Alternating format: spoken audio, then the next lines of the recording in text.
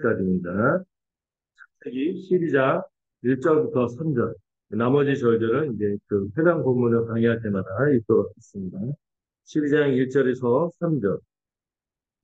다 찾으신 줄로 알고, 세 절밖에 안 되니까 한 목소리로 함께 합독하도록 하겠습니다. 12장 1절부터 3절까지입니다. 같이 읽도록 하겠습니다. 여호와께서 아브라함에게 이르시되 너는 너의 고향과 친척과 아버지의 집을 떠나 내가 내게 보여줄 땅으로 가라. 내가 너로 큰 민족을 이루고 내게 복을 주어 내 이름을 창대하게 하리니 너는 복이 될지라. 너를 축복하는 자에게는 내가 복을 내리고 너를 저주하는 자에게는 내가 저주하리니 땅의 모든 족속이 너로 말미암아 복을 얻을 것이라 하신지라. 예. 오늘 지금 읽은 말씀은요. 어쩌면 성경에서 정말 여러 가지 말씀도 중요하겠지만 제일 중요한 이렇게 말해도 될 만큼 굉장히 중요한 말씀. 네, 하나님 여러분 제가 거듭 말씀드렸지만 성경 전체의 주제가 뭐라고 했죠? 하나님 나라. 이거를 제가 지난주에 풀어서 얘기했죠. 우리와 함께 더불어 살아가는 복된 세상을 하나님께서 꿈꾸셨다는 것이 이 성경의 증언입니다. 우리가 흔히 그 복음을 농축해갖고 예수 천당 불신족 이렇게 얘기하잖아요. 이렇게 얘기할 때 좀 더 한 걸음 더 들어가서 이 천당이 뭐냐, 천국이 뭐냐, 하나님 나라가 뭐냐 할 때 하나님께서 이 지난번에 창세기 1장에서 살폈던 하나님이 창조하시고 에덴 동산을 주시고 우리를 사람의 형상, 하나님의 형상으로 지으셔서 기대했던 그런 꿈꿨던 세상이 있었다는 것이죠. 그리고 성경은 어떻게든 이 하나님 나라를 하나님께서 이루시려고 하고 이게 유고됐지만 죄 때문에 유고됐지만 다시 되돌리려고 하고 더 빛나는 더 찬란하게 우리에게 주시려고 한다는 약속의 말씀이죠. 그래서 복된 소식이 아니겠습니까? 우리가 예수님을 아는 것 자체도 복된 거죠. 예수님이 누구이신지 아는 것도 복된 거예요. 예수님 참 좋은 분이거든요. 근데 그걸로 끝나는 게 아니에요. 예수님이 우리를 위해서 무엇을 하셨죠? 십자가에서 죽으셨잖아요. 그런 예수님이 십자가에서 죽으셔서 이루시려고 한 거, 우리에게 주시려고 한 거, 그게 뭐냐 할 때 그게 바로 하나님 나라라고 할 수 있는 것이죠. 그 하나님 나라에 대한 이야기를 우리가 살펴볼 텐데 오늘 이 아브라함 이야기가 정말 중요합니다. 성경 전체의 핵심 중에 핵심. 예, 이 성경의 이 약속, 이 모든 언약은 성경의 모든 내용은 아브라함에게 주셨던 하나님의 약속이 이루어지냐? 이게 이루어지지 못하느냐? 이 문제가 달려있는. 이 이루어지는 게 되게 중요한 거죠. 근데 하나님이 어떻게 하십니까? 이 아브라함은 하나님의 나라의 백성으로 불러서 프로토타입이라는 원형, 처음 시작하는 근원으로 불러서 이 사람으로 하여금 믿도록 하시고 그 언약을 이루어 가시는 그 과정을 보는 것이 아브라함의 일상이에요. 그래서 제목을 그렇죠. 자기 백성이 언약을 믿도록 이끄시는 하나님의 이 놀라운 역사가 아브라함 이야기에 달려있죠. 그래서 다음 주부터는 제가 2명씩 똘똘마리로 이삭은 야곱과 붙여서 그 다음에 요셉은 그 유다하고 붙여서 같이 얘기를 할 텐데 아브라함만큼은 사실 이 한 시간에 다 설명하기도 벅찰 정도 굉장히 스펙타클한 그런 삶이 펼쳐져요. 아브라함의 삶을 살필 때 신자의 삶도 그렇겠구나 하고 우리가 고백할 수 있고 우리도 이런 아브라함의 믿음을 따라서 같이 믿겠구나. 그리고 그래서 아브라함을 믿음의 조상, 또 우리의 조상이라고 하는 것이죠. 여러분 우리가 마늘과 쑥을 먹는 계열이 아니라 아브라함의 자손이 된 것을 고백한다면 아브라함의 생애를 살펴봐야겠죠. 그의 믿음의 생애를 살펴볼 텐데 여러분 아브라함 하면은 믿음의 조상이니까 아브라함의 믿음이 대단한 것 같지만 아니었다고 말씀드립니다. 아브라함이 원래 어떤 사람이었어요? 우상숭배자예요. 아내는 그 생명을 알 수 없는 그 죽은 자 같은 그 없는 것 같은 인생, 죽은 것 같은 인생을 하나님이 부르신 것이죠. 이 하나님께서 이 원시 역사를 통해서 아브라함을 부르시기까지 전체 밑그림을 보여주셨는데요. 이 특별히 그 중에서 하나님의 백성, 트레이커 하나님의 백성들한테 그들의 하나님의 백성이 된 근원이 된 이 아브라함을 소개하는 건 굉장히 중요한 일이죠. 이 아브라함을 통하여 하나님은 하나님 나라를 지금 방금 읽은 말씀 있죠. 이걸 통하여 약속하셨고 그것을 계약의 형태로 언약의 형태로 또 아브라함과 맺으시고 이거를 성취하는 과정이 아브라함의 일생이고요. 또 하나님이 아브라함을 부르신 목적이 있어요. 그게 뭘까요? 아브라함은 어떤 백성이 되도록 하나님 나라 백성답게 만드는, 다른 말로 사람답게 만드는, 하나님이 원래 꿈꾸었던 하나님의 영광스러운 자녀, 하나님의 백성, 하나님의 형상으로서 그 멋진 모습. 그게 뭐예요? 18장에 나오는데 의와 공도를 행하는 백성이 되기를 기대하시는 거죠. 음. 여러분 하나님 나라가 영토도 있고 백성도 있고 하나님의 주권도 있죠. 왕권이 있죠. 근데 왕권이나 영토는 하나님이 영원하도록 하실 거예요. 항상 누가 문제예요? 백성들이 문제거든요. 근데 정말 상태 안 좋은, 정말 소망 없는 아브라함을 불러서 정말 근사한 인생으로 꾸는 것이 하나님의 아브라함의 인생이 펼쳐진 하나님의 역사고 이거를 살펴보면서 우리 또한 그러겠구나 하는 소망을 가졌으면 좋겠습니다. 전에 그런 고백을 했잖아요. 설교하는 건데 항상 아브라함이 대단하다 이렇게 생각했는데 아브라함을 만드신 아브라함 작품으로 만드신 그 하나님 참으로 놀랍고 대단하시군 하는 고백을 이 시간 같이 할 수 있으면 좋겠어요.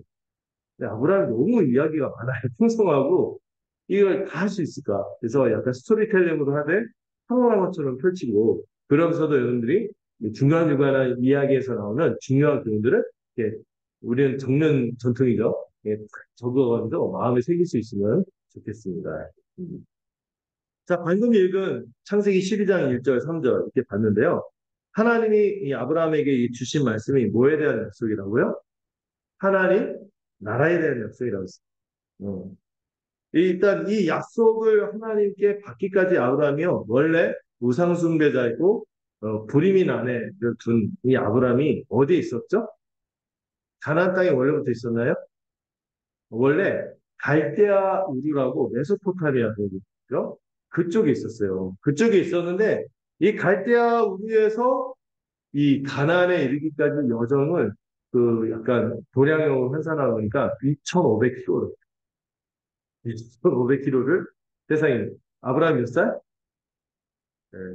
이 창세기 12장 1절 3절에서 이 두 번째 부르심인데 첫 번째 부르심은 갈대아 우르에서 한 번 임했어요.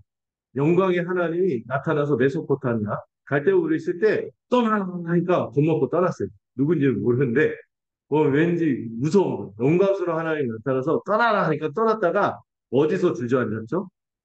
갈대우르에서 떠나다가 이 중간점 지나서 하란이라는 곳에서 주저앉았어요. 왜? 아빠가 같이 갔는데 아빠가 누구죠? 베라인데 아빠는 하나님 믿었는지 모르겠어요. 근데 아빠가 난 못 가겠다 하고 주저앉았어요. 또 거기서 장남이 하란이라는 아들이 또 죽었는데 또 그 멈춘 장소가 또 하란이죠. 누구나도 생각해서 못 가겠다 그랬나요? 어쨌든 모르겠어요. 어쨌든 아버지 때문에 그 여정을 가다가 멈췄어요. 주저앉았어요. 그런데 그때 하란에 있을 때 하나님께서 주신 말씀이 이 방금 읽은 창세기 12장 1절에서 3절의 말씀입니다. 두 번째 부르심입니다. 사실 아브라함이 한 번로 올랐을 때 째깍 이렇게 반응해서 응답한 것이 아니라 한 번 응했다가 주저앉은 사람이에요.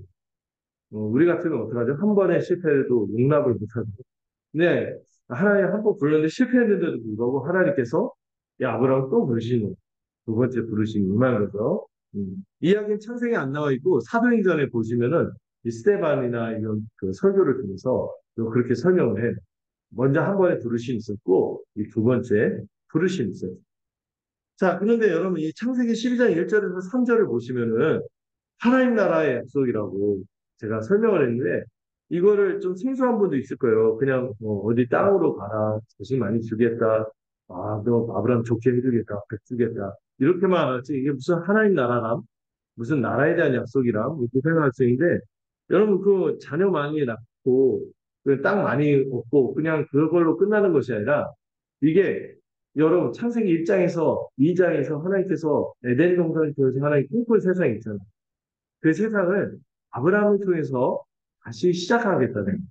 음. 그래서 먼저 뭘 얘기하죠? 일단은 떠나야 돼. 그가 머물고 있던 곳에서 떠나야 돼. 죄악된 그 과거에서, 우상숭배하던 삶에서 떠나서, 어디로? 어디로? 하나님이 지시하는 땅, 보여주는 땅.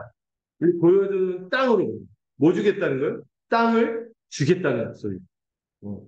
네, 나라에 있어서 되게 중요한 요소죠. 영토. 땅을 주겠다. 땅. 그 다음에 뭘 약속하죠? 내가 너로 큰 민족을 이루겠다. 뭐요? 아브라함을 통하여 새로운 하나님의 백성을 만들겠다. 큰 민족을 이루겠다. 큰 백성을 이루겠다고 약속을 하셨고, 그리고 여러분 이 약속이 나중에 문제 이루어지죠?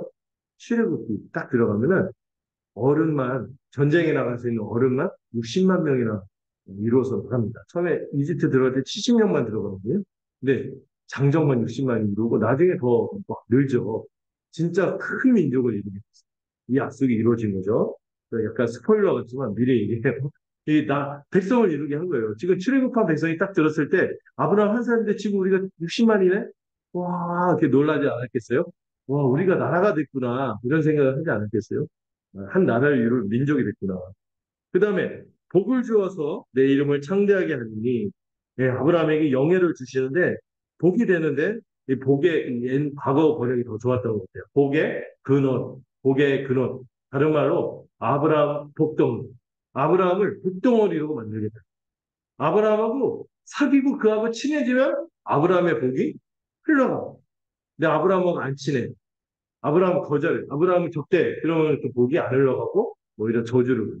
근데 그 저주가 아브라함 저주하기 때문이기도 했지만 그 자신 죄인이기 때문에 하나님의 심판에 머무는 것이죠. 이렇게 되겠다는 거죠. 어쨌든 아브라함을 통해서 놀라운 구원을 시작하겠다는 약속을 주신 거예요. 그리고 하나님이 어떤 약속을 합니까? 아브라함과 함께 하겠다. 너와 함께 할 거야. 너와 함께 할 거고 너 그 땅의 모든 족속이 결국에는 너로 말미암아 복을 받을 것이다. 아브라함을 통해서 어떻게 된다고요? 땅의 모든 사람들이 어떻게 된다고? 구원을 얻게 될 것이다. 이 약속을 이 신약에 이루어지는 이 약속을 여기에 이 마스터 플랜을 제시하신 것입니다. 여러분, 이 지금 준 약속이 굉장히 중요하죠. 이게 성경 전체에서 이게 이루어지냐 안 이루어지냐 그 얘기가 펼쳐지고 있는 것입니다. 자, 이 약속을 믿고요. 이 하란에서 떠났어요. 이때 아브라함의 나이 75세였어요. 75세 이 노인이 그 가나안까지 갔습니다. 가나안에 딱 갔는데 어떤 일이 벌어졌어요? 가나안에 갔더니 우와 땅이 그냥 막 그 있잖아요. 옛날에 그 미국 역사 보면은 서부시대 인디언들 쌀한 그 안 좋은 역사 있잖아요. 그 사람이 없으니까 거기서 달려가서 깃발 꽂은 자기 땅이 됐습니다. 배척할 때. 그걸 기대하고 그걸 기대했는지 모르겠지만 아브라함이 딱 가면은 그냥 땅에 가서 그냥 자기 땅으로 살고 살 줄 알았어요. 그랬더니 갔더니 무슨 일이 벌어졌어요? 이미 여러 족속이 가나안에 있는 이미 예, 족속들이 그 땅을 차지하고 있는데 그 사람들 또 만만치 않아. 또 굉장히 야박하고 들어갈 틈이 안 보여. 이 아브라함이 마음이 어땠을까요? 좀 낙심이 됐겠죠. 기껏 먼 길을 따라 2,500km 왔는데 주인이 될 수 있는 땅이 없는 거예요. 무주공산인 줄 알았는데 무주공산이란 말을 했어요. 주인 없는 산에 딱 들어서 깃발만 꽂으면 되는 줄 알았더니 없는 거예요. 없는 자기 땅. 그런데 그때 하나님이 나타나셔서 아브라함에게 격려하시면서 그 땅을 주겠다고 약속하시고 하자 아브라함이 하나님께 예배하며 약속을 확인받았는데요. 이렇게 끝나면 좋은데 또 갑자기 그렇게 나그네로 더우살이 하면서 그렇게 떠돌고 있는데 어떤 일까지 벌어집니까?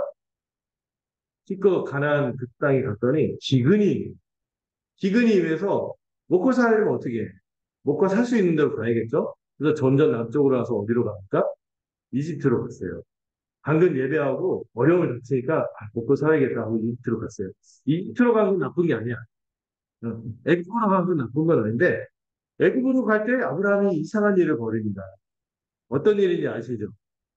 사라한테 딜을 해요. 내가 보니까 내 눈에만 이쁜 거 같지 않고 객관적으로 당신이 이쁜 것 같은데 지금 고대 사회는 야만이죠.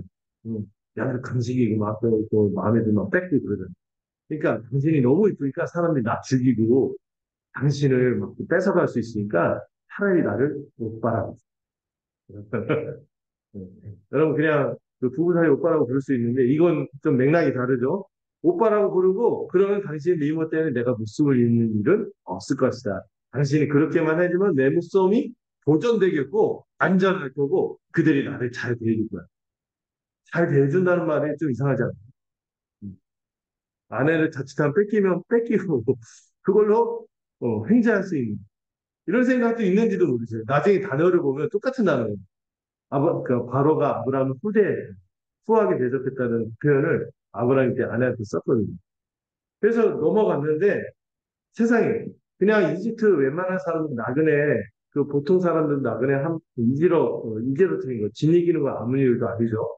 근데 사례 미모가 보통 미모가 아니었던 거예요. 평민을 떠나서 귀족 사이의 이야기가 돌더니 누구의 귀까지 파라오. 여러분, 바로라고는 감이 안 나요? 이집트의 파라오. 알죠? 스핑크스, 피라미드, 그 절대 군주.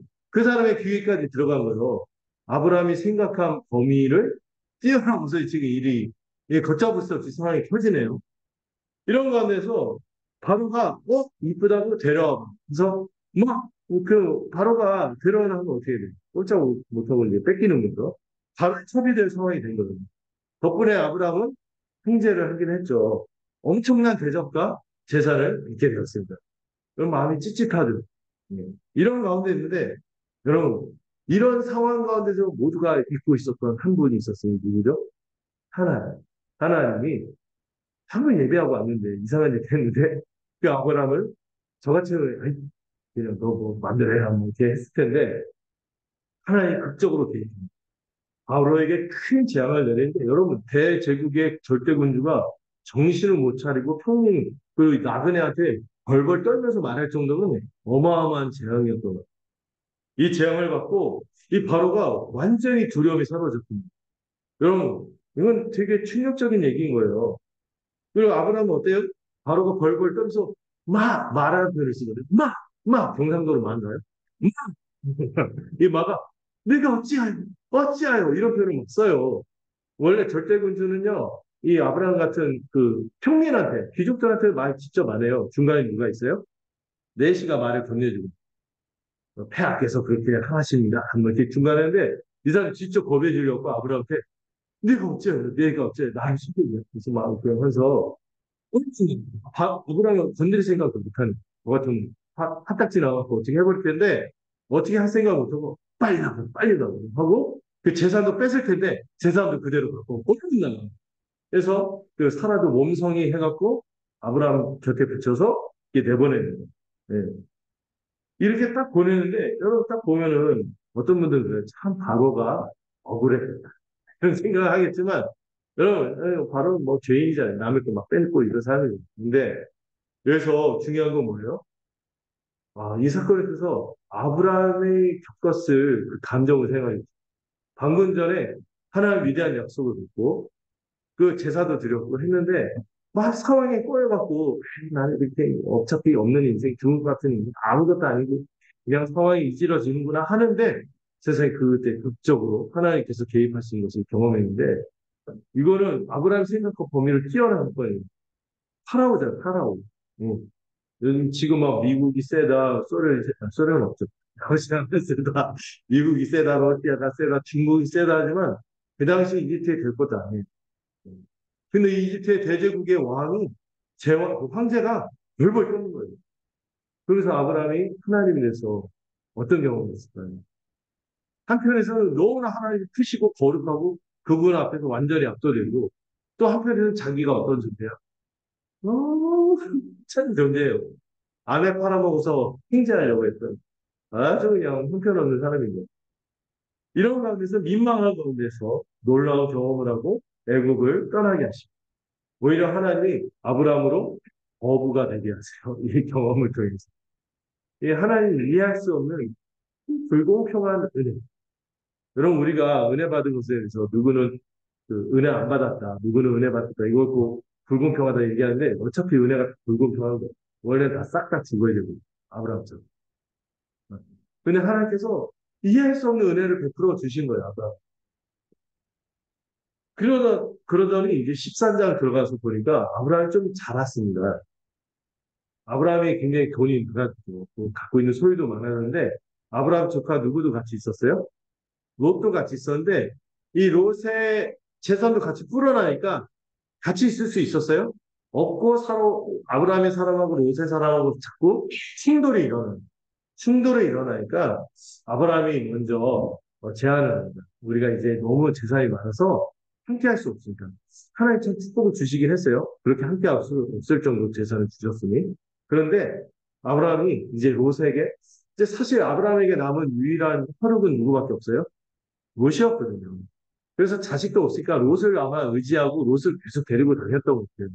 근데 롯과 함께 할 수 없는 상황이 되었고 롯에게 먼저요 선택을 하게 합니다. 그 유명한 표현 있죠. 내가 좌하면 내가 우하겠고 네가 우하면 내가 좌하겠다. 뭐예요? 참 이렇게 배려하는 다른 사람을 배려하는 아브라함이 아내까지 팔아먹었던 사람인데 이 조카를 향해서 이렇게 약간 살뜰하게 배려하는 그런 모습을 보여주죠. 그랬더니 세상에 저는 그랬다면은 손윗사람이 그랬다면 어떻게 해요? 삼촌 그러실 수 없죠. 삼촌이 먼저 선택하세요. 이랬더니 이 옷이 아주 얌체죠. 아, 좋았어. 하더니 원룸 막 땅을 스캔하더니 딱 어느 땅을 봤어요. 어디? 소돔 땅. 소돔 땅이 딱 봤는데 그 땅이 그 당시 굉장히 비옥한 땅이었어요. 풍족한 땅이었어요. 물도 넉넉하고 거기다가 그 롯이 마음속으로 생각을 하는데 어떤 생각을 해요? 야, 애굽 땅 가봤다. 애굽 땅이 어마어마한 거 같잖아요. 비옥한 애굽 땅과 같다. 그리고 또 하나 말을 무슨 자기가 본 적도 없는 여호와의 동산 여기가 낙원이구나 하면서 이렇게 거기를 선택해서 갑니다. 근데 아브라함 그 롯의 선택은 어떤 선택이었어요? 그냥 세상적인 믿음의 선택이 아니라 세상적인 선택을 한 거예요. 그냥 먹고 살기 좋고 그냥 하나님의 뜻과 상관없이 약속과 상관없이 자기가 먹고 살기 좋은 땅을 택해서 간 겁니다. 근데 그 땅은 하나님 보시기에 어떤 땅이었어요? 망할 땅이었어요. 이제 곧 하나님께서 심판하고 멸망시킬 땅인데 이 믿음이 없으니까 그 세상적인 눈으로 보고 멸망할 땅으로 롯은 가고 말았죠. 아브라함은 이제 홀로 남았어요. 아, 지금도 땅이 없죠. 재산은 좀 있지만 그냥 갖고 다니기 번거롭기만 하지 자기 땅이 없잖아요. 유일하게 기댈 혈육이 롯이었는데 롯마저도 떠났습니다. 이게 혼자 우두커니 외롭게 서 있는데 하나님이 오셔서 또 위로의 말씀을 주시죠. 아브라함은 그 약속의 땅에 그냥 머물렀을 뿐인데 하나님께서 오셔서 약속을 확증해 주시는데 어떤 약속? 네가 받는 모든 땅, 동서남북 어디를 가든지 모든 땅을 너에게 주겠다. 이 약속을 하시면서 아브라함에게 큰 위로를 주십니다. 그리고 나서 이 롯이 소돔에 갔던 세상이 그 땅이 어떤 땅이었어요? 눈으로 보기에는 좋은 땅이었지만은 어떤 땅? 하나님께서 심판하기 직전의 땅이었는데 하나님께서 심판하기 전에 굉장히 세계사적으로 되게 유명한 전쟁이 벌어집니다. 물론 그, 그 성경에 있는 아브라함의 인생하고 비교하면은 이 세계적으로 벌어지는 이 전쟁에 비교해 볼 때 아무 일도 아닌 것 같지만은 이 롯이 간 그 소돔 땅과 소돔 주변의 가나안에 5개 성읍의 나라가 있었어요. 근데 그 땅 이름들이 그 땅 나라들이 같아요 이름이. 그 5가지 왕국이 있었는데 그 왕국이 조공을 거치던 나라들이 있었죠. 4개 제국이 있었어요. 4개. 거기 보면 나중에 바벨론이 되고 아수르가 되는 그런 위대한 그 큰 제국들이 있어요. 뭐 그런 제국들 또 엘라망 또 여러 다민족 공동체 이런 거대한 제국 4개가 있었는데 거기에 조공을 바치다가 야, 더 이상 못 살겠다. 뭐 조공 안 바치니까 이 4개 제국이 본보기를 보이겠다면서 가나안 땅 전체를 초토화시키는 겁니다. 그리고 그 5개 나라를 압박하더니 그 5개 나라를 점령해서 완전 불살을 낸 거죠. 그 와중에 누가 끌려가요? 눈에 보기에 좋은 땅이라고 갔다가 이제 완전히 폭망하는 것이 그 전쟁의 이 소용돌이 휘말려서 끌려가고 롯이 끌려갔는데 아브라함이 그 소식을 듣고 어떻게 했죠? 아유 잘됐다. 잘못된 선택이었고 그러지 않죠. 이 롯에 대한 마음을 가지고 롯을 구출하기 위해서 318명인가요? 여러분, 제국, 4개 제국의 연합군하고 318명이 되겠습니까? 싸우면? 안 되는 거죠. 근데 이 318명을 데리고 용맹하게 싸워서 어떻게 합니까? 그 전쟁에서 이겨요, 세상에. 그리고 롯을 붙이려고. 롯을 붙이려고. 그때 롯을 붙이려 할 때 그 살렘이라는 곳에서 멜기세덱이라고 왕이 내려와갖고 아브라함을 축복합니다. 뭐라고 축복하죠? 지극히 높으신 하나님이 대적을 아브라함의 손에 붙이셨구나. 그러니까 아브라함도 아멘! 해서 그 말을 받고 그때부터 뭐가 시작됐어요? 11조가 시작이 됐습니다. 아브라함이 그 하나님이 지극히 높으신 하나님이고 아브라함에게 승리케 하시는 하나님, 결국 하나님 나라의 그 위대한 능력을 나타내시는 하나님임을 고백하게 하고 그 신앙 고백을 또 11조로 표현하게 한 것이죠.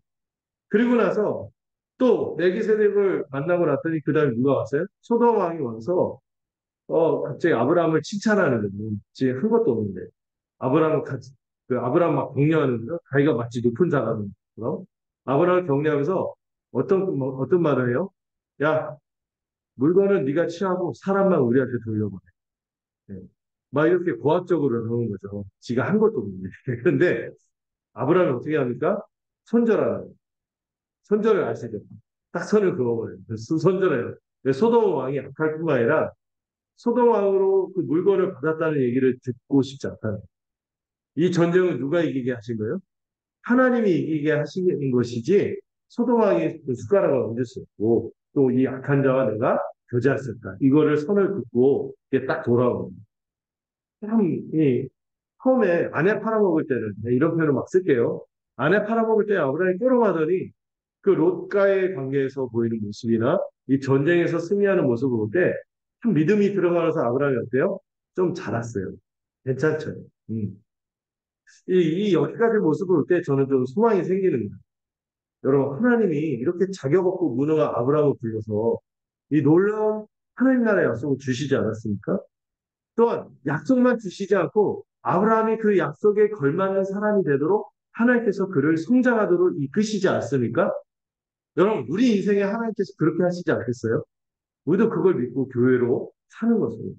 우리의 부르심도 그래요. 우리의 부르심도 우리가 뭐 똑똑하고 뭐 이런 분들이 있죠. 넉넉하고 그런 분들도 물론 있겠죠. 근데 그런 분들만 있는 것이 아니라 우리 좀 부족한 사람들이죠. 근데 하나님이 그냥 놀랍게도 우리를 있는 그대로 부르셨어요.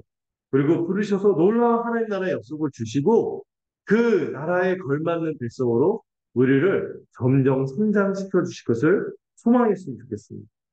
우리는 연약하고 실수 많잖아요.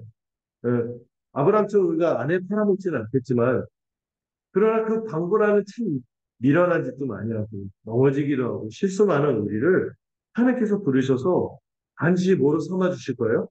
하나님 나라에 걸맞는 백성으로 우리를 삼아주시고 자라도록 이끌어 주실 것입니다. 우리가 이 단락에서 이거를 좀 정리하고 마음에 새겼으면 좋겠어요. 자, 그 다음 단락으로 들어가기 전에 15장 17절, 15장 17절 한번 여러분들 읽어주시겠습니까? 창세기 15장 17절을 여러분들이 한번 읽어주시겠어요? 자, 읽겠습니다. 시작.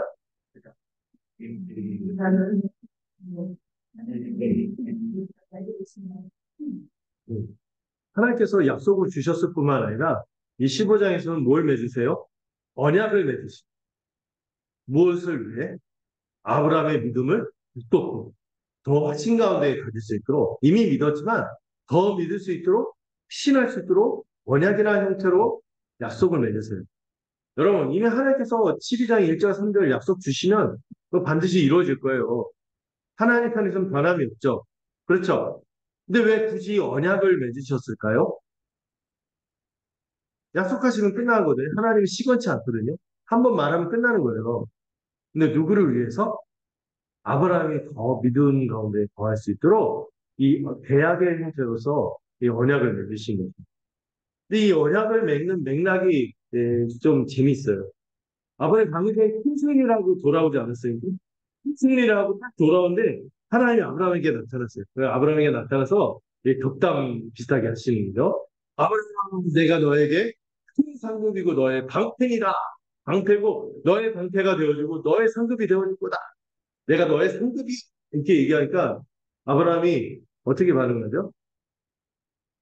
이런 게 아니라 무슨 방패고 상도다. 갑자기 방금 전에 멋있게 소도하고 손절하고 다 믿음의 사람처럼 그러더니 딱 혼자 있고 딱 하나님이 나타나서 그렇게 적당까지 하시는데 아브라함이 뭐라요? 승용스럽게 굴어요. 예.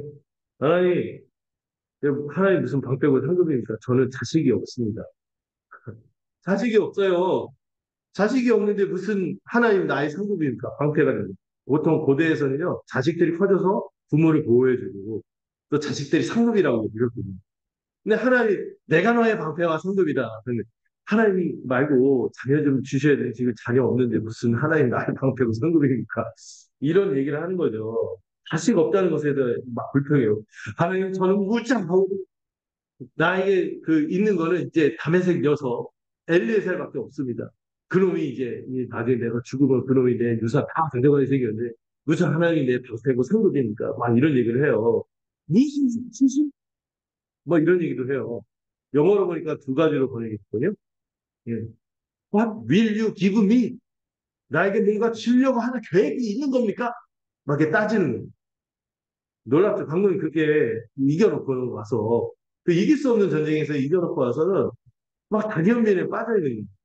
하나님께 뭐 원망하고 약간 비관적인 자포자기 있죠. 나는 이제 아유 피 하나 섞이지 않는 그 엘리에셀이랑 갱밖에 없는데 밤의 세계에서 나하고 친족도 아니고 그런 예? 그런 애만 있는데 어떻게 합니까? 그리고 또 인간적인 대안을 마련하는 거죠. 이 엘리에셀이 그냥 내 대안이 될까요? 그래서 막 인간적인 대안을 마련하면서 막 자기연민에 빠져 있는데 하나님의 약속에 대해서 그 의심했을 뿐만 아니라 what will you give me도 있지만 how can you give me? 뭘 어떻게 줄 수나 있는 겁니까? 하나님의 계획뿐만 아니라 하나님의 약속뿐만 아니라 하나님의 능력에 대한 의심까지 표현하고 있는 아브라함의 모습을 볼 수 있어요. 음. 뭐 이거 보면 참 아브라함 무슨 믿음의 조상이냐 뭐 이런 생각이 들어요. 네. 그런데 하나님이 응답하십니다. 아니다. 내 몸에서 날 자가 내 후사가 될 것이다. 상속자가 될 것이다. 하면서 야 옥상으로 올라와. 네, 딱 올라왔어요. 옥상에 있죠. 텐트니까. 천막 끝으로 난 하늘을 쳐다보고 있어요. 하늘에 지금은 뭐 공해 때문에 안 보이지만 네, 제가 언젠가 그 제가 그 파미르 공원에 가보니 어마어마한 별을 보니 눈이 막 시릴 정도로 막 별이 들어오는 그 수많은 별을 보여줘서 내 자손이 이와 같을 것이다. 이 시청각 교육을 해주시는 거예요. 그때 아브라함이 어떻게 해요? 하나님 거기까지 친절하게 설명해 주시니까 아브라함이 설복이 됐어요. 설득이 됐어요. 그래서 아브라함이 어떻게 했죠? 15장 6절 한번 볼까요? 이거는 좀 중요해서 한번 봐야 될 것 같아요. 같이 예, 읽어보죠. 아브라함이 여호와를 믿으니 여호와께서 이를 그의 의로 여기시. 사실 아브라함이 대단한 믿음이 아니죠. 자기 연민에 빠져있고 원망과 불평에 빠져있고 이런 아브라함을 하나님이 친절하게 설명해 주시고 시청각 교육까지 해주면서 내가 너한테 이렇게 너의 자손을 이렇게 많게 해줄 거야. 하니까 아브라함이 그 하나님의 열심 있는 설득에 설득이 된 거예요. 그래서 믿었더니 하나님께 어떻게 하세요? 그 믿음을 의롭다고 여겨주십니다. 여러분, 아브라함의 믿음이 대단한 건가요? 하나님이 믿도록 하신 그 은혜가 대단한 거예요. 그 믿도록 하신 그 은혜가 너무나 풍성하고 대단한 거죠. 그리고 여러분, 우리의 믿음도요, 우리가 막 머리다 찌두르고 내가 결사, 믿음, 막 이런 게 아니죠. 어, 어떻게 하다 보니까 하나님께서 우리를 이끌고 끌고 와서 믿게 하신 거예요. 하나님의 설복이. 그래서 우리의 믿음을 약간 압도된 믿음, 회복된 믿음, 어, 이렇게 설명하는 거죠. 강제된 믿음, 이런 표현 쓰기는. 우리 안 믿으려고 했는데 믿을 수밖에 없게끔 하나님이 우리를 설득해 주신 거죠. 이런 은혜가 아브라함에게 임한 것이죠. 자, 그랬는데 아브라함이 가만히 있지 않습니다. 자, 이제 자녀를 많이 주겠다는 제가 좀 믿어지는데요. 주님, 제가 확답을 받아야겠습니다. 네. 하나님, 저 확답을 받아야겠어요. 뭐에 대한 확답? 땅을 주시겠다는데 땅 어떻게 주실 거예요? 그러니까 하나님이 이제 믿음은 생겼는데 지금 땅에 자기 땅이 있어요, 없어요? 하나도 없잖아. 무주공산인 줄 알았더니 다 그 강력한 민족들이 다 있고 하니까 땅 언제 주시겠습니까? 하니까 하나님이 땅에 대한 약속을 주겠다 하면서 그때 뭘 맺으신 거예요? 언약을 맺은 거예요. 계약의 행위를. 여러분 땅은요 자녀에게 주는 부모의 가장 큰 상속물입니다. 그러니까 하나님께 땅을 받는다는 건 뭐예요? 하나님이 그를 그 수많은 자녀로 낳게 할 뿐만 아니라 그 백성들을 통하여 영토를 줘서 복되게 살게 하겠고 자기 자녀처럼 여기겠다는 약속이거든요. 이 땅을 주겠다는 거예요. 근데 그 언약의 형식이 독특합니다. 어떻게 하죠? 5가지 재물을 준비한 황소부터 비둘기까지. 근데 이 재물들이 다 나중에 뭐가 되죠? 모세 시대 때 하나님께 나아가는 언약을 믿고 자신의 죄사함을 구하는 대속의 재물이 되죠. 이 재물을 구해서 하루 종일 그 절반으로 쪼개 해요. 여러분 이게 편하게 이렇게 자른 게 아니에요. 이렇게 자르면 얼마나 힘들었을까요?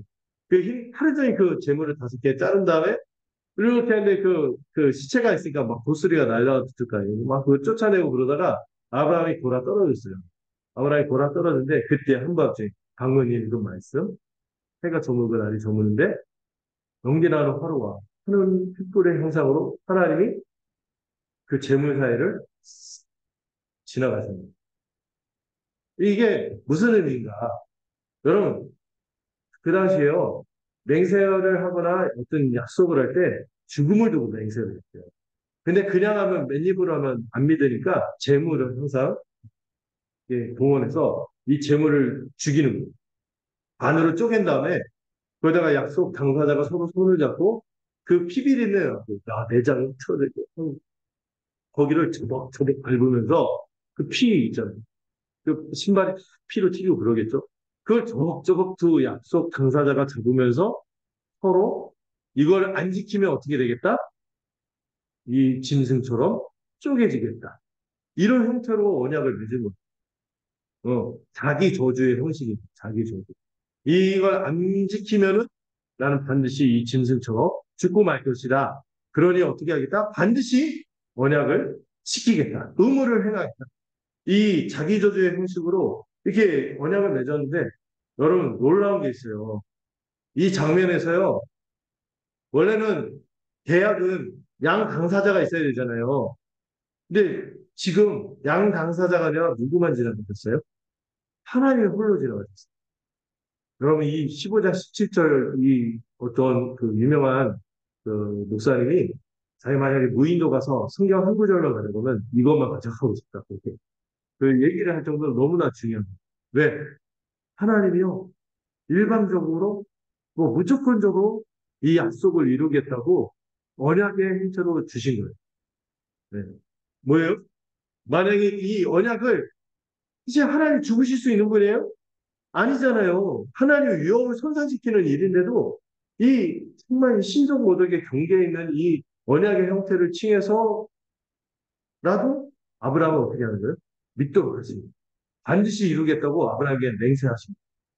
그리고 반드시 그 의무를 이행할 뿐만 아니라 그리고 언약이라는 거는 의무만 지킬 뿐만 아니라 어느 한쪽만 지키면 되는 게 아니에요. 양쪽이 다 지켜야 돼. 여러분들 계약 많이 해봤잖아요. 이사 많이 다녀오신 분들 알겠지만 어느 한쪽만 지키면 되는 게 아니라 양쪽 당사자가 다 지켜야 돼. 잔금을 치러야지. 안 치르면 되겠어요? 이렇게 하는데 세상에 아브라함이 잔금을 치를 상황이야? 아니죠. 아브라함 지금 허 자고 있어요. 하나님 혼자 지나가시고 아브라함이 못 지킬 것 같으니까 하나님이 지키겠다고 하실 뿐만 아니라 아브라함의 후손들을 아브라함을 통해서 이 약속을 신실하게 지킬까요? 못 지키면은 언약은 파기될 수밖에 없어요. 계약은 파기될 수밖에 없는데 세상에 숨겨진 의무가 있으니 반드시 그 의무를 하나님께서 지킬 뿐만 아니라 그 안 지키는 대가마저도 누가 짊어지겠다? 하나님이 짊어지겠다는 놀라운 약속을 하신 것입니다. 우리가 그 언약이 어디에서 이루어진 걸 또 보는 거죠? 예수님의 십자가예요. 우리의 하나님 앞에서 마땅히 순종해야 되고, 그 의를 행해야 되는 우리의 의무를 저버리고, 죄 가운데 우리의 모든 죄를 하나님께서 스스로 자기 저주의 형식으로 하나님께서 십자가에서 자기 아들을 내어주신 하나님 그 당신과 같은 분입니다. 그 아들이신 그분이 십자가에서 그 자기 저주를 짊어지고 죽으신 거예요. 그리고 그분의 생애 전체는 뭐예요? 이 언약의 의무를 다 이행하셨던 신실한 삶이셨죠. 여러분. 예수 그리스도의 그 대속적 죽음과 의로운 순종으로 우리가 구원을 얻게 되고 언약을 얻게 되고 이 하나님 나라의 상속, 이 땅을 얻게 된다. 하나님 나라의 그 놀라운 축복을 얻게 된다는 약속이 이때 주어진 것입니다. 우리가 한 게 있나요? 없어요. 의무뿐만 아니라 하나님께서 이 죄의 대가까지 다 짊어지시는 이 놀라운 언약이 여기에서 맺어진 것입니다. 그리고 나서 아브라함한테 좀 더 이렇게 언약의 내용을 친절하게 설명해 주시는데, 예, 그 계약서 보면 그 보면 계약서 뒤에 그 뭐라 그러죠? 약정 사항이 있잖아요. 딱 보니까 예, 가나안 땅을 받긴 받는데 시간이 필요하다. 몇 년? 가나안 땅을 아브라함은 흡선을 받기는 하는데 몇 년? 400년을 지금 기다려야겠다. 예, 참 아득하죠. 참 우리도 그런 것 같아요. 지금 하나님 나라의 약속을 받았지만 이미 누리고 있는 것도 있어요. 그렇지만은 약간 그 광야의 기간이 있는 것. 음.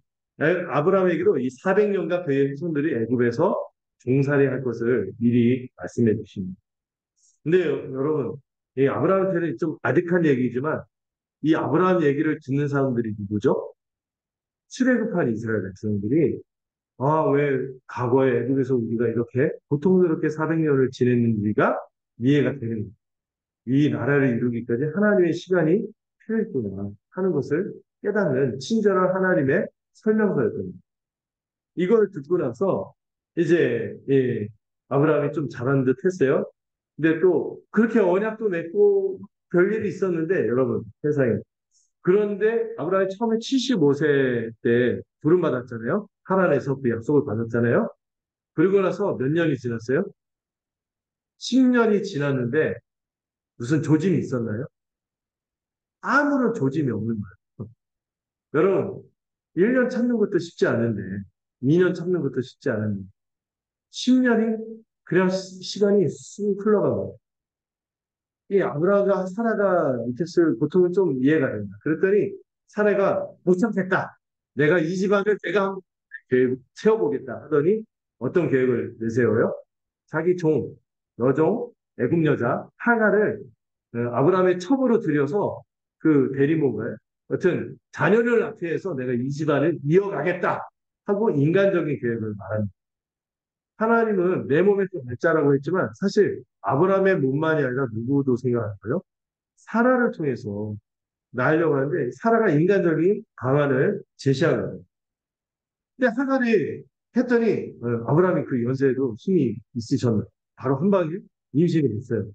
그런데 임신했더니 하갈이 어떻게 됐습니까?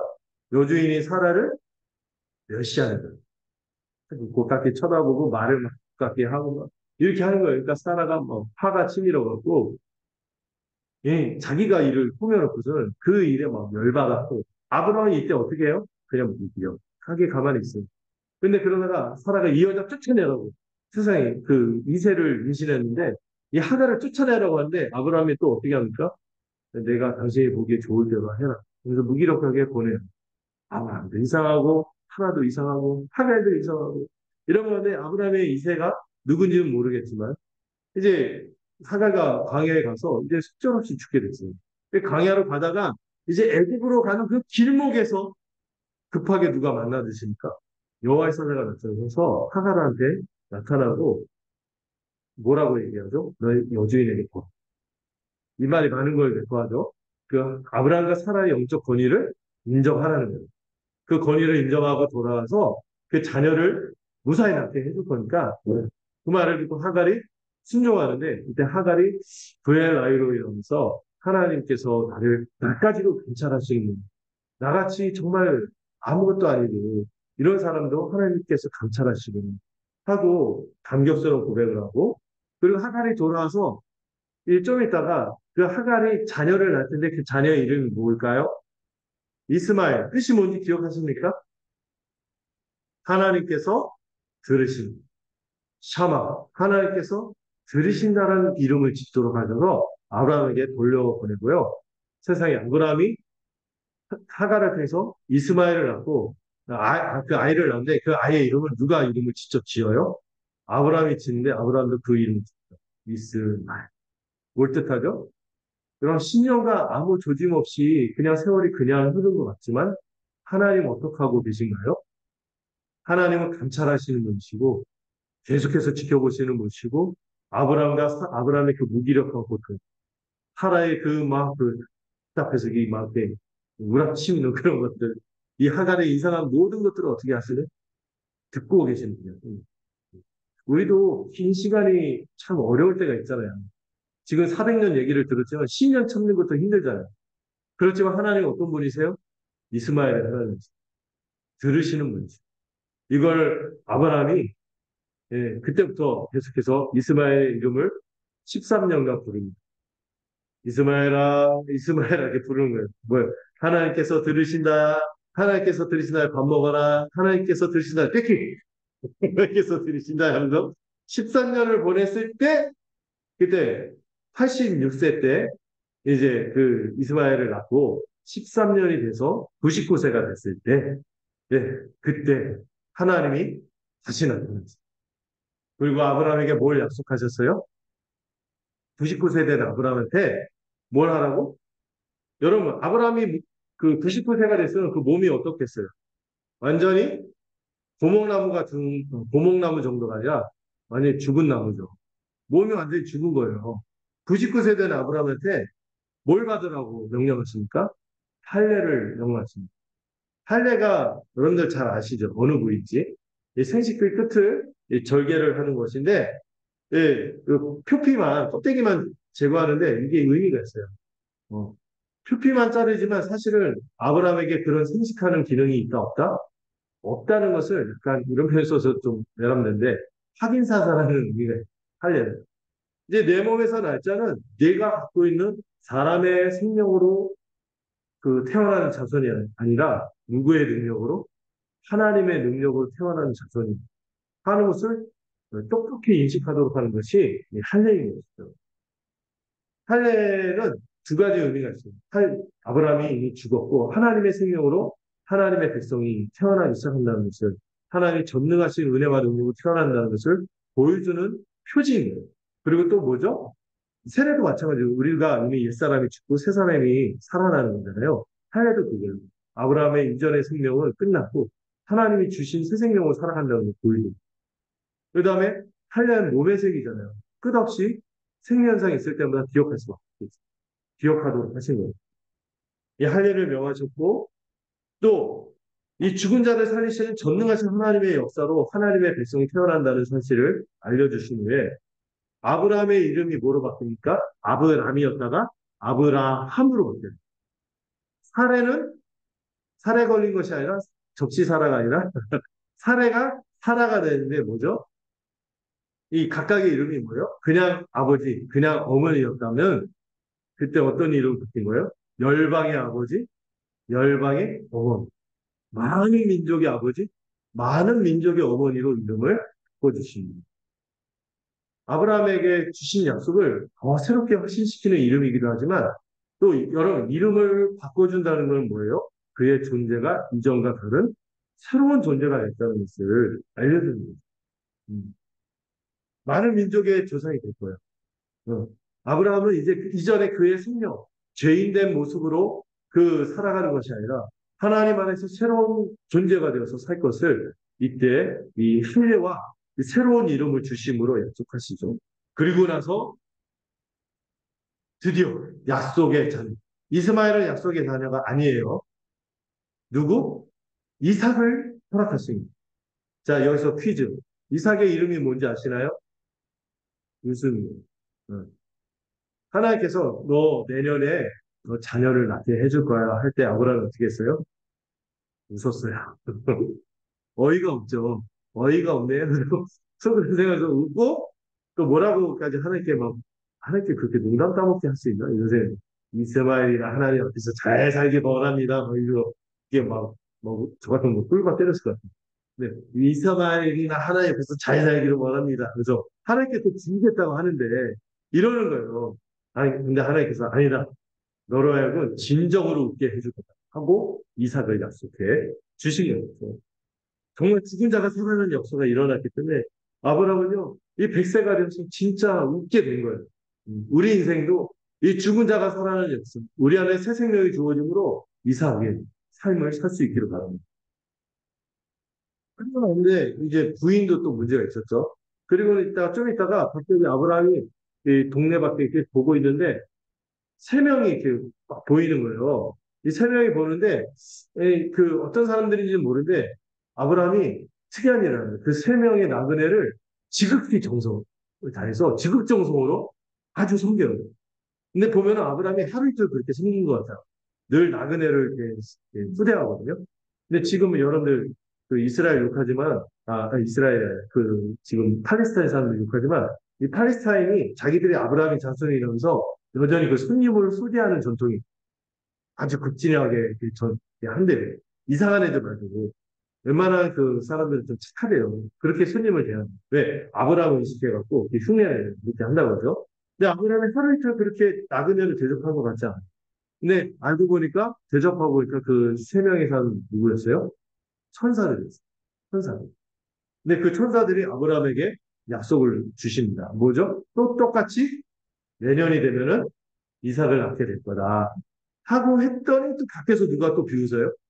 사내가 듣고 비웃어요. 그러니까 너 웃었지? 그러니까 안 웃었어요. 이러다가 너 진짜 웃게 해줄 거다 하면서 이렇게 했어요. 그러면서 그 한 명은 사라지고 두 명만 남아서 그 롯이 있는 소돔 땅으로 향하고 이 한 명이 남는데 이 한 명이 누굴까요? 많은 분이 성육신하신 예수 그리스도가 그때 함께 하신 것이다 이렇게 보기도 해요. 어쨌든 그 남은 그 한 분이 아브라함에게 얘기하시는데 내가 아브라함에게 내가 하려는 일을 숨기겠네. 아브라함에게 하는 그 하나님의 모든 구원 계획을 알려주겠다. 여러분 하나님의 백성에게 하나님은 그 계획을 숨기지 않아요. 이게 성경도 주셨거든요. 아브라함에게 그 얘기를 하고 아브라함을 뭐처럼 여기세요? 자신의 벗처럼 여기시면서 아브라함에게 내 계획을 숨기겠느냐? 내가 아브라함을 부른 목적이 있다. 어떤 백성을 듣기 위해서 세덱과 미시파트를 행하는 백성. 의와 공도를 행하는 백성으로 내가 너를 심으려고 하면서 하나님께서 그 공의를 세우시는 과정에서 죄악을 심판하는 계획을 말씀하시는데 그게 뭐예요? 소돔과 고모라를 잿더미로 만들겠다는 그 심판하시겠다. 공의를 심판하시겠다는 계획을 말씀하시는 거예요. 그때 아브라함이 어떻게 합니까? 듣고 누가 떠오른 거예요?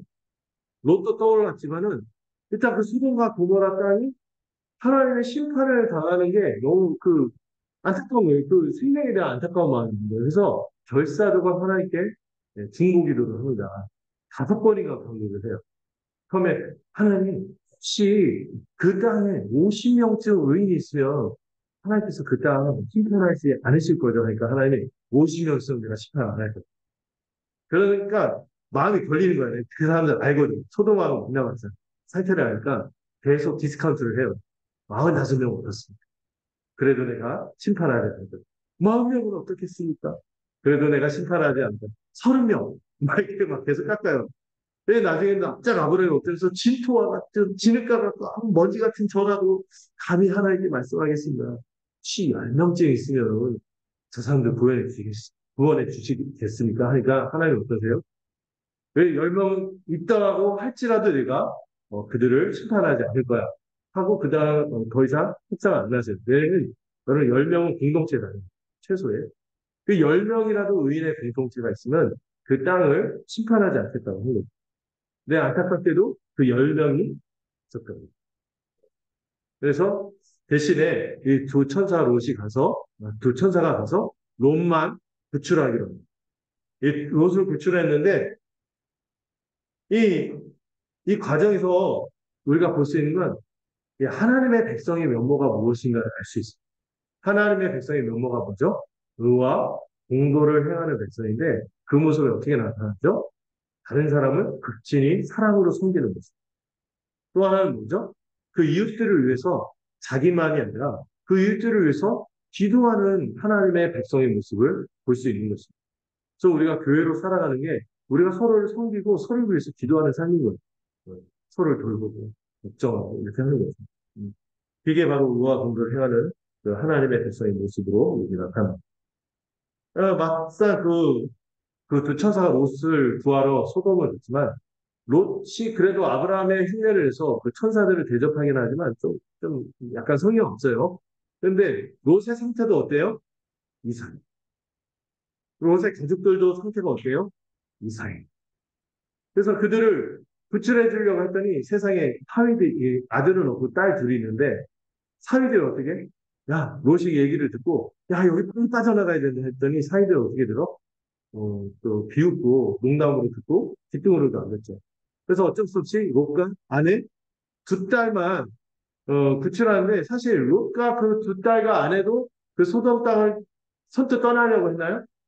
계속 뭉개고 있는 거예요. 안 떠나요. 네, 그동안 일궈온 거, 해안과 이 소돔 땅에 대한 집착을 한 걸 자기가 갖고 있는 이런 것들. 못, 못 떠났는데 세상에 안에 두 딸만 구출을 받았어요. 왜 두 딸만, 이 네 명만 구출을 받았을까? 어차피 안 믿는 건 이 사람들도 비슷한데, 뭉개고 있는데, 저 같은, 에이? 쓸모없는 것들 하고 그냥 떠나고 될 텐데, 이 네 명을 끌고 가요. 사이들을 안 구해줘요. 왜 그랬을까요? 천사가 세 명이 아니라 두 명 갖고, 손이 두 개밖에 없어요. 억지로 끌고 간다, 그냥. 딱 잡고, 안 가려고 하는데. 그 모습을 보면요, 계속 롯이 계속 안 가려고 해요.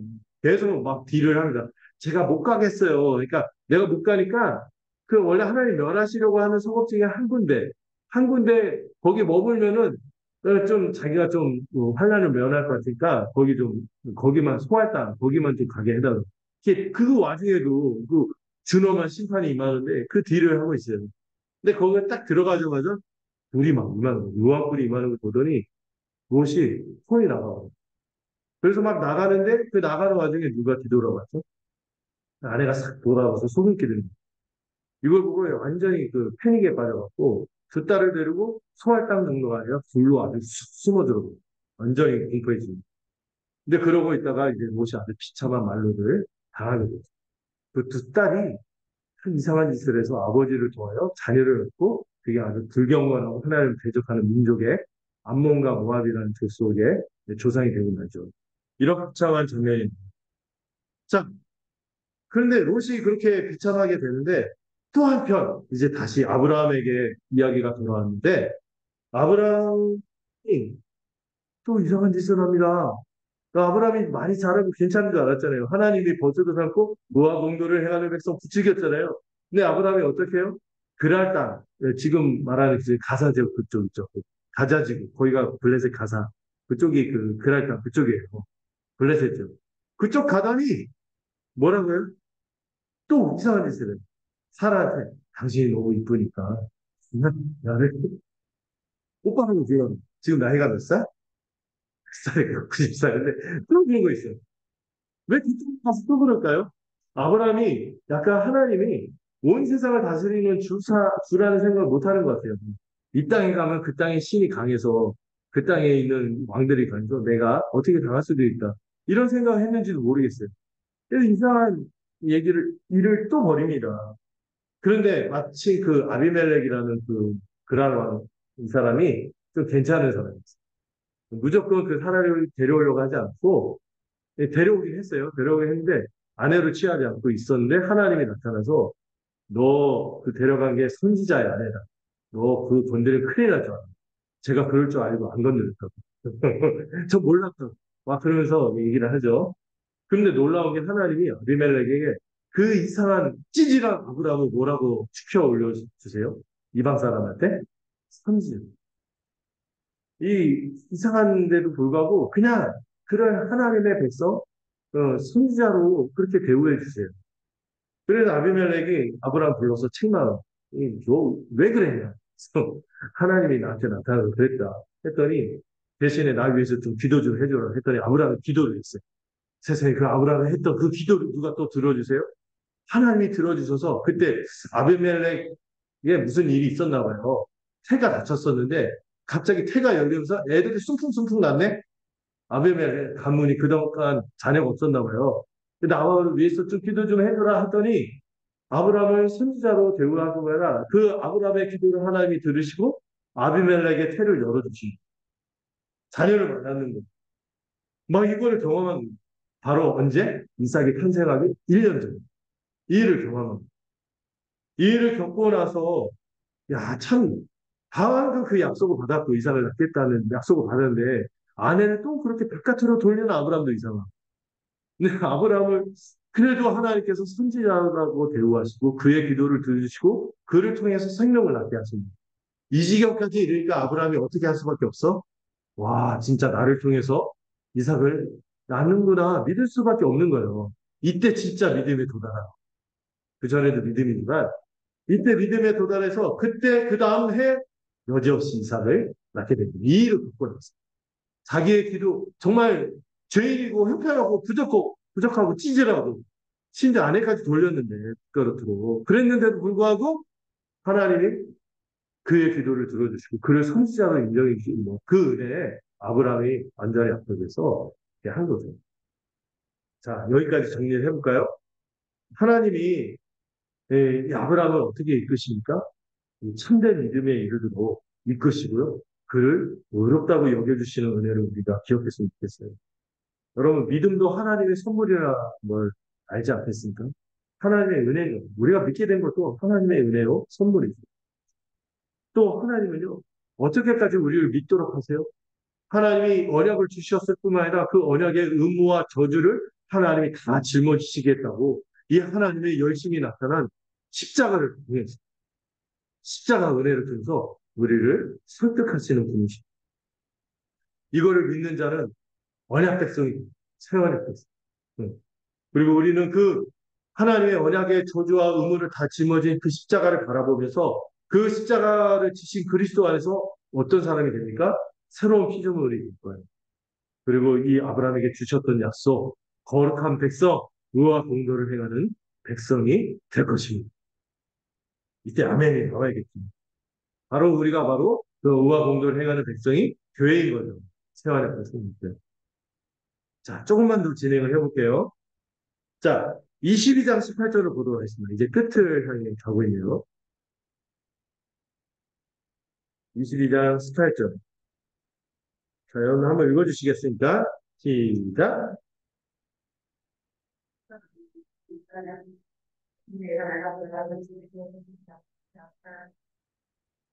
음.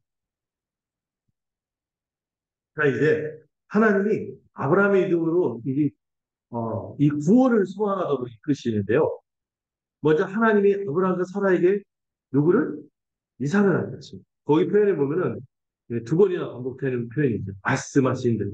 말씀하신 대로 이삭을 주셨. 그리고 사라를 돌보시고 사라에게 은혜를 행하심으로 그가 임신하게 했다. 이 표현이 막 반복이죠. 이때 아브라함 나이 100세, 사라는 90세. 네. 이삭의 이름이 뜻이 뭐라고요? 웃음을. 여러분, 예, 아브라함 지금 뭘 할 나이가 아니에요. 지금 그 고관절 나가거나 이제 골다공증 조심해야 되고 낙상 조심해야 되고 그럴 나이인데 이분이 자녀를 낳았어요. 정말 태어나자마자 이게 너무 이제 감당할 수 없는 이 기쁨에 웃을 수밖에 없는 그 이삭이라는 자녀를 주신 거죠. 그 이삭이 자라는 너무 은혜 덩어리인 거예요. 이 이삭을 볼 때마다 웃음이 나서 근데 이삭이 어느 정도 나이가 됐을 때 그 생애 자체는 이제 세상에 누가 이삭을 희롱했습니까? 이스마엘이 이삭을 희롱하는 사건이에요. 근데 이스마엘이 그냥 형으로서 동생한테 장난친 정도가 아니었던 거예요. 심각한 장난이었고, 그, 그 희롱한 동기가 뭐예요? 시기. 이삭은 하나님의 약속의 자녀지만 이스마엘은 아니었던 거죠. 이걸 알기 때문에 이스마엘이 이삭을 시기했던 거예요. 근데 이 일 때문에 여러분 키운 적 있잖아요. 아브라함이 근심을 합니다. 왜? 사라가 그것 때문에 화가 나서 그를 쫓아내라고 하는데 이삭과 벌어진 이 갈등이 보이고 하니까 아브라함이 근심이 되는 거예요. 또 이스마엘 어렸을 때는 몰랐는데 무기력해 나가라고 했는데 다 키워놓고 보니까 어떻게 다 키워놓은 자식을 그냥 보낼 수 있겠어요. 밤새도록 근심하고. 근데 하나님이 나타나서 아브라함을 위로하시면서 그를 내보내요. 그렇게 내보내라고 하는데 내보내라고 하는 건 하나님이 뭔가 책임지겠다는 거죠. 네, 아브라함이 그 이야기를 듣고 아침 일찍 일어나서 이스마엘을 내보내요. 이스마엘과 이제 하갈이 이 광야로 떠밀어갔는데 광야로 나가서 물과 식량이 떨어져서 이스마엘이 이제 죽어가는. 근데 화살이 쏘면 닿을 거리 정도만큼 멀리 떨어졌어. 하갈이. 왜? 자기 자식이 죽는 걸 어떻게 봐. 화살 떨어진 거리만큼 떨어져서 이 다 통곡하고 있는데 그때 하나님께서 또 나타나 천사가 나타나서 이스마엘에게도 뭐가 되도록 하시겠다? 큰 민족을 이루고 이스마엘을 팔 쏘는 거리만큼 떨어져서 울고 있는 이 하갈을 위로하시면서 이스마엘은 팔 쏘는 용사의 조상이 됐거든요. 그러면서 그의 민족이 강할 뿐만 아니라 큰 민족을 이루게 하시겠다고 약속을 주신 거예요. 그렇지만 이스마엘의 자손인 그들은 약속의 자손인가요? 약속의 자손은 아닙니다. 큰 민족을 이루고. 근데 왜 이렇게 그들에게도 큰 민족을 이루게 하십니까? 그도 아브라함의 자손입니다. 그러니까 아브라함이 그 있잖아요. 그런 표현 있죠. 서도 빗맞아도 회폭탄. 아브라함이 너무나 복이 넘쳐서 그냥 관계만 있어도 그 큰 복을 받는 그 모습을 보여주는 거예요. 그리고 나중에 블레셋과 아비멜렉하고 비골 장군이 비골이라는 블레셋의 장군이 찾아서 아브라함과 언약을 맺자고 해요. 그래서 그 아브라함에게 찬사를 하는데 야, 당신이 무엇을 하든지 하나님이 함께 하시는군요. 하고 이방 사람들이 아브라함에게 고백을 하는 모습이 나옵니다. 여러분, 우리가 바로 하나님이 함께 하시는 그런 백성이요. 우리의 하는 일을 통해서 선한 영향을 통해서 그들 언약을 맺는 그런 하나님의 백성이 될 것을 이 아브라함의 생을 통해서 보여주죠. 자, 이제 절정으로 도달했습니다. 예. 하나님의 갑자기 아브라함, 그런 가운데 있는 아브라함한테 갑자기 나타나서 내 사랑하는 독자 이삭을 희생제물로 바치라는 명령을 하는 거예요. 여러분, 듣고도 이게 의심스러운 말 아니에요? 어떤 철학자가 이 아브라함이 그 이삭을 데리고 모리아산으로 가는 과정을 8가지로 해서 그 씨는 진짜 신이야. 내가 환청을 드리고 이런 8가지 시나리오를 생각하면서 올라가는 과정을 예, 그 책으로 쓸 만큼 이게 아주 엄청난 일이 벌어진 거죠. 이삭이 바로 약속의 자녀인데 그를 죽이라는 거예요. 말이 되나요? 그런데 놀랍게도요. 22장의 아브라함은요. 이미 세상에 감당할 사람 아침 일찍 또 일어 이스마엘을 보내도 아침 일찍 보냈잖아요. 아침형 인간인 것 같아요. 아침 일찍 일어나서 그 하나님의 명령에 순종합니다. 그리고 나서 계속해서 나오는 단어가 있어요. 먼 곳을 바라본다, 예비한다, 준비한다. 이 표현이 계속 나오는데 이 히브리어로 라라는 표현이거든요. 그게 나중에 여호와 이레하고 연결돼서 그게 뭐예요? 예비하신다, 준비하신다, 승리하신다는 의미가 통하거든요. 하나님께서 지시하신 그곳을 계속해서 먼 곳을 바라보면서 이삭을 데리고 그리고 나서 이삭을 죽이려고 하는데 여러분 이게 퍼포먼스가 아니라 진짜 죽이려고 했던 거예요. 왜? 하나님이 두 번 부르십니다. 아브라함아 이렇게 죽이지 마라 이렇게 한마디 한 게 아니라 아브라함아 아브라함아 이렇게 두 번 부르는 거예요. 이건 뭐예요? 분위기가 다급하면서 진짜 이 퍼포먼스가 아니라 아브라함 이삭을 죽이려고 했어요. 근데 그 과정에서 이삭하고 나눈 대화도 의미심장. 땔감하고, 이런 것들은 다 준비가 됐는데, 재물은 어디 있습니까? 하니까, 아버는 그때 의미심장을 하죠. 하나님께서 그 재물을 친히 준비하셨다. 그 얘기를 하고, 또 그 곁에 있는 사람들한테 의미심장을 얘기를 해요. 어느 정도 있을 때 따라오지 못하게 하면서, 내가 이 아들과 함께 돌아올 것이다. 뭐야, 아들을 지금 죽이러 가는 상황인데, 그 사람들 안심시키려고 한 말이 아니라, 왜 그 표현을 썼겠어요? 아브라함의 지금 믿음이 어느 정도 지경까지 가요. 지금 내가 재물을 바친다 할지라도, 하나님께서 이 자녀를 통해서 약속을 주셨으니, 반드시 이 죽은 자를 산 시절에도 이루실 것이라는 그 믿음이 있었던 거예요. 이거를 히브리서에서 이렇게 고백을 합니다. 아브라함의 믿음이 그런 거.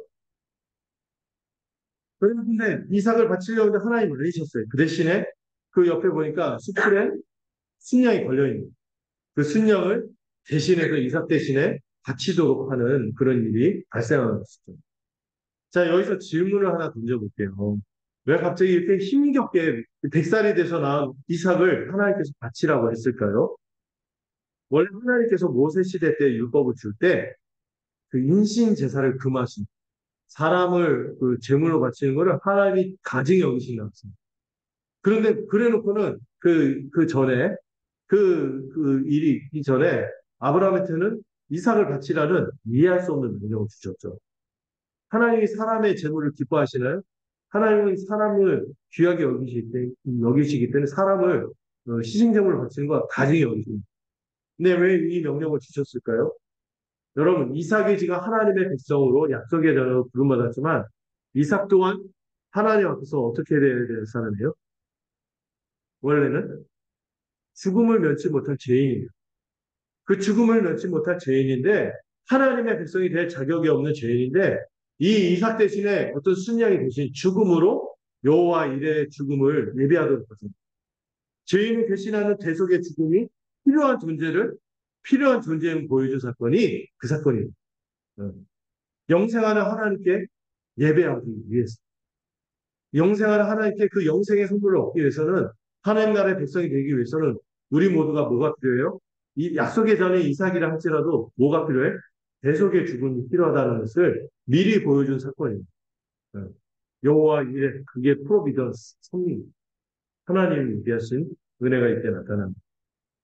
자 그리고 자 마지막 창세기 23장을 보시면은 이제 그 자녀의 그 하나님의 백성이 이삭의 모습, 대속의 죽음으로 하나님의 백성이 되는 이삭의 모습과 더불어 23장에서는 땅 얘기가 나옵니다. 이때 이제 사라가 127세로 죽었어요. 127세가 7세로 사라가 죽었는데 세상에 사라를 묻을 무덤이 있어요, 없어요? 아브라함에게 사라를 묻을 땅 한 떼기도 없는 거예요. 매장지가 없는 거예요. 그래서 그녀의 무덤을 위해서 매장지를 구하는데 이때까지 아브라함이 땅이 없이 나그네로 살았다는 것을 알 수 있죠. 근데 해적 서기에는 이렇게 가서 아브라함이 후일을 그 땅을 구입하려고 하는데 해적석이 공짜로 주겠다고 처음에 호의를 베풀어요. 그런데 아브라함이 기어코 값을 치르고 어떤 땅을 지목해서 마므레라는 땅을 지목해서 마벨라굴이라는 곳을 눈여겨본 것 같아요. 그 땅을 돈을 치러서 공식적으로 구입합니다. 근데 처음에 이 해적석 사람들이 처음에 공짜로 주려고 했다가 막상 돈 내고 돈 주고 산다고 하니까 아브라함 호갱으로 만들죠. 은 400세겔을 요구해요. 굉장히 비싼 돈을 요구하는데 아브라함이 그 돈을 정당하게 치르고 그 땅을 삽니다. 이 땅을 샀기 때문에 그 가나안 땅에 대한 지분이 나중에 그 아브라함 후손들이 요구할 수 있게 되는 거죠. 아브라함이 그 땅을 값주고 사서라도 히트족에게 얻는 것이 아니라 자기의 돈을 치러서 해서 그 땅을 얻으려고 했으니까 이 땅은 누가 주신 땅으로 여기는 거예요? 그들이 호의로 준 땅이 아니라 하나님이 주신 땅으로 여기며 또 그 땅을 위해서는 자기가 비용 예산을 치르겠다. 비용 예산을 치르. 그 땅이 내가 막달라불에 사라도 묻히지만 누구도 묻혀요? 아브라함도 묻히고 이삭도 묻히고 야곱도 묻히고 그 후손들이 계속해서 그 땅에 묻힘으로 그 땅에 영원히 들어가서 거하겠다는 아브라함의 의지요, 아브라함의 비용 계산이 여기에 나타나는 것입니다. 그는 뭘 사모한 거예요? 비록 이 땅에서는 나그네로 살지만 영원한 하나님 나라, 영원한 하나님의 기업, 상속물을 사모하고 비용을 지불하는 거죠. 우리 신자의 삶도 그런 거예요. 영원한 땅을 사모하기 때문에 그 땅을 위해서 우리의 비용을 지불할 수 있는 것입니다. 그리고 나서 아브라함이 이제 마지막 사명으로 이삭을 결혼시키는 장면을 다음 주에 살펴보게 될 텐데, 이 모든 장면들에서 우리가 종합해서 교훈할 수 있는 게 있습니다. 하나님은요, 우리에게 주신 약속을 반드시 이루시는 거예요. 이삭의 이름처럼 우리로 하여금 정말 불가능한, 정말 소망 없고 가망 없는 우리 같은 자들을 웃게 하시는 분이 누구세요? 하나님이세요. 뿐만 아니라 이 대속의 죽음을 통하여 너무나 값비싼 대가를 치러서라도 우리에게 무엇을 주시는 분? 영생의 소망을 주시는 분. 그리고 우리가 이 하나님 나라, 이 영생, 지금도 우리가 누리겠지만, 지금 비록 나그네로 살지만, 이 영원한 본향을 사모하며 살게 하시는 분이 바로 우리 주 하나님이시며, 우리가 이 땅에서 사는 삶은 어떤 삶? 비용 계산하고 지불하면서 살아가는 삶임을 우리가 기억할 수 있으면 좋겠습니다. 아브라함 좀 길었죠. 다음 이삭부터는 좀 괜찮을 것 같아요. 아브라함이 너무나 이 맥락 하나하나가 너무나 중요해서 다시 한번 기억해봐요. 우리 함께 기도할까요? 우리 아브라함의 생애를 통해서 우리 하나님께서 얼마나 신실하게 역사하셨는지 좀 돌아볼 수 있으면 좋겠습니다. 하나님은 우리에게 약속을 주실 뿐만 아니라 우리로 그 약속을 믿도록 하나님께서 끝까지 책임지겠다고 언약의 형태로까지 우리에게 그 신실하신 분이시죠. 하나님께서 우리가 원래 치러야 될 그 모든 몫을 다 치르실 뿐만 아니라 우리가 치러야 할 이 죄값을 예수님의 십자가 죽음으로 다 치르신 분이신 것을 우리가 믿고 우리도 주님의 백성이 되었습니다. 이것을 우리가 소망하면서 주님 앞에 나갔으면 좋겠습니다. 제가 기도할게요. 하나님 아버지 감사드립니다. 우리에게 이 약속과 소망을 주시고 신실하게 아브라함에게 나타나신 분, 그 하나님이 우리의 하나님인 것을 고백합니다. 우리 일생을 거쳐서도 반드시 하나님께서 우리에게 소망을 주실 것이며 이삭이라는 이름처럼 우리를 웃게 하시며 또 이 영원한 기업을 얻고 그 땅에 거할 수 있도록 나타나실 것을 우리가 소망하며 우리가 교회로 살아가는 이 삶과 의미를 값지게 받아들이고 기쁨으로 살아갈 수 있는 우리 귀한 모든 성도들이 되도록 축복하여 주시옵소서. 예수님의 이름으로 기도드렸습니다. 아멘. 우리 함께 찬양하도록 하겠습니다. 535절 찬양.